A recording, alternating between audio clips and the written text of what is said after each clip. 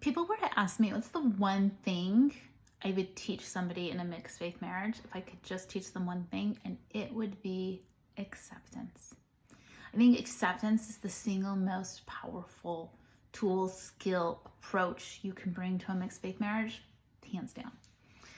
What I mean by acceptance is accepting your spouse as who they are, accepting what they believe, accepting their decisions, accepting their faith or lack thereof, accepting their path in life, accepting them without wanting to fix, change, modify, tweak them. Accepting them exactly as they are. One reason this is so powerful is because I think this is what we all want anyway, in any sort of marriage, relationship. So we just want to be able to be ourselves, to be seen as ourselves, and to have our spouse be like, I choose you for being you and not for being some version of you, but for being like real, authentic, true you. When there's a faith transition, and then there's that tension in not being on the same page regarding faith, sometimes it can compromise our ability to accept and feel accepted by our spouse.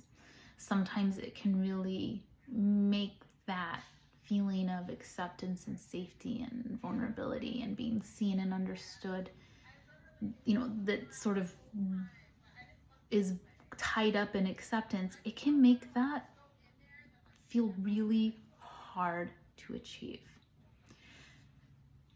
So if one thing you worked on as a spouse, as a gift to give to your spouse, as a gift to give to yourself in your marriage, it would be to really develop the skill of accepting the other person.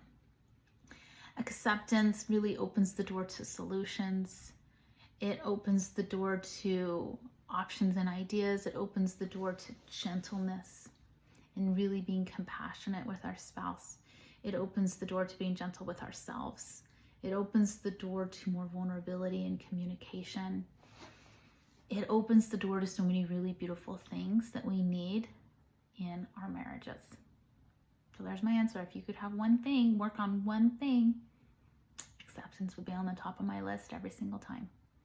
This is Brooke Booth, life coach for Mormons in a mixed faith marriage.